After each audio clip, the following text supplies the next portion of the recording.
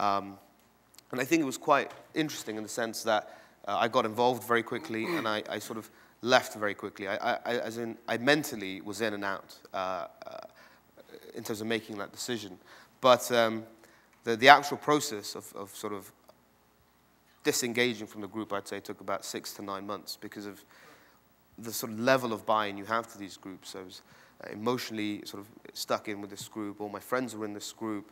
You know, you are so embedded in that sense that to pull yourself out, you pay a massive, I suppose, emotional penalty. You give up a lot of friendships and networks. So that was the difficult side of it. But you know, you can crack these dogmas. That they are pretty easy to see through, and once you start to pick at them, they collapse very, very quickly. The difficulty, of course, I think, is engaging people in the debate sincerely, and bringing them to that table with an open mind. But I think if you can do that, then as we've seen, I mean, Hizb ut-Tahrir has been fairly decimated in Britain, and it's because you know, there have been a wave of defections, and those of us who have left have been able to speak to those inside that group and similar groups, and to help bring them out. Thank you very much, Shiraz. I want to turn next to Hekmat Karzai, who runs very important and prominent research center, think tank institute in Kabul, who I know has carried out with his center a study of suicide bombings in Afghanistan and of the violent campaign. And perhaps, Hekmat, you can tell us a little bit about what you have found and the reasons why people in your country decide to go on these missions and become involved. Sure. Bismillah ar-Rahman ar-Rahim. Let me, at the outset, extend my congratulations to Madam Campbell and the Canadian team that is sitting there. As an Afghan, and particularly as someone whose hometown is Kandahar, I sincerely appreciate their efforts there in Kandahar. So with that, to your question. Yesterday I heard various statements, particularly in terms of, you know, why people join various groups, particularly, specifically in various different reasons. What we did was looked at various different factors. The perception in the West that majority of the terrorist leaders are all educated, whether you look at KSM or whether you look at Ayman al-Zawahiri, Osama bin Laden himself, a graduate of King Abdulaziz University. And also this notion that majority of these terrorists who are recruited really come through this clash of civilization factor, this Huntington factor. On the contrary, what we found out was there were various other factors that came into play on the ground. The first factor was that financial reasons. There was a significant amount of fighters that joined the various militant groups because they were paid well. They were paid much better than the government. When it came to suicide bombers, their families were really well taken care of. Several 100,000 Afghanis, that was one. Second, the revenge factor. When we looked at Afghanistan, Afghanistan is a collective society, it's a conservative society. So by killing one person, by disrespecting another person, you really take away the goodwill of an entire community. And we've had lots of civilian casualties and things like that, and that has provided another oxygen.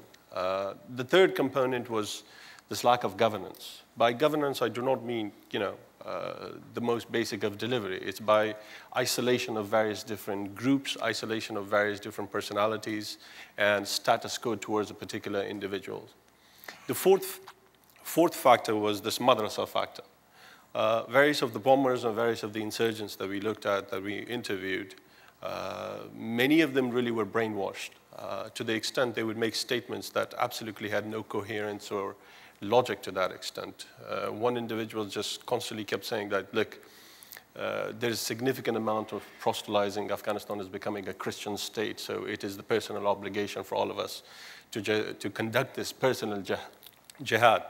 And then lastly, a lot of these arguments were really wrapped up in this ideological context. I mean, a lot of the sermons of bin Laden or the sermons of the various different clerics, they were taught that, look, there is a direct confrontation. Afghanistan is becoming an occupied state, so you have to fight. So majority of these individuals that came in terms of their identities were not really educated individuals. Yes, I think if you look at the top tier of the leadership, you find individuals that are quite charismatic, that are able to, indoctrinate people. But at the commander level, at the foot soldier level, majority of them really came from an environment which was conducive to this recruitment process. Thank you very much.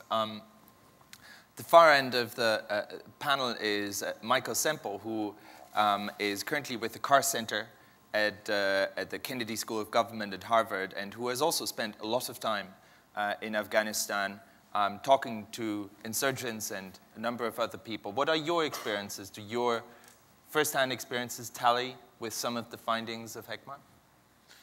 Yes, I think that Hikmat's right as he said that you just could not describe people's route into militancy in Afghanistan if you were looking somehow for some kind of social elite. Quite the opposite.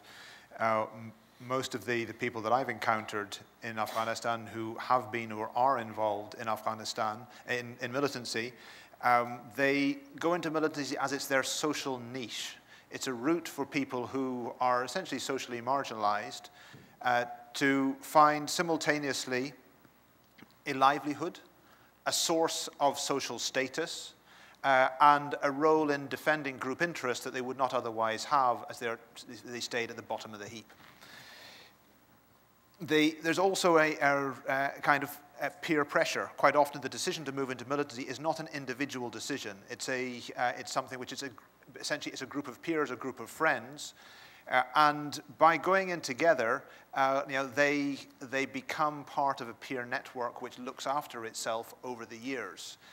And also, when they enter militancy, it's not just joining a movement.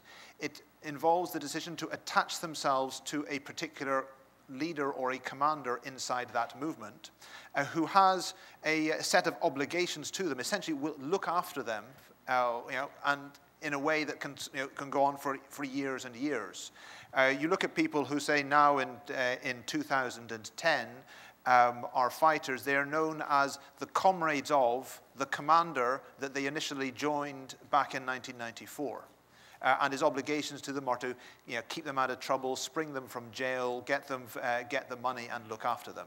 So generally, these are people who are coming from low social status, and they achieve an elevation of social status through their participation in militancy. And somewhat bizarrely, when we think of the stigma attached to terrorism over here, the kind of elevation in moral status is something which they always, in relaxed movements, they describe it almost laughing. They say that when I don't have a Kalashnikov on my back, I'm just a poor kid that nobody talks to. When I have the Kalashnikov on my back and I am fighting with the movement, then I am immediately transformed to the status of a mujahid, a holy fighter. And when I knock on a door, people have to take me in and honor me and feed me, the same people who normally wouldn't spit at me. And if you want to take it to the ultimate extreme, that nowadays in much of southern Afghanistan, if you are of a traditional high status family but are now associated with government, when you die, it's difficult to find somebody who's prepared to read the funeral prayers. If you are somebody who has traditionally been from a low status background, but you've associated with the latest stage of the militant movement fighting against the government, when you die, people are queuing up to say your funeral prayers. So status is very important. Yes. Would you agree with that, Hekmat? Well, to a certain extent, you really have to look at different areas and different environments. There are commanders that have made names for themselves, but there are personalities who have joined, as I said, for various different reasons. But I wouldn't necessarily glorify it to that extent. I would not really make, heroes out of these individuals. I mean, these are individuals that are fighting for one or another reasons, and that's the end. But isn't there a potential solution here, in the sense that if one of the reasons is status, perhaps some of our counter strategies should be directed at undermining the status? Absolutely.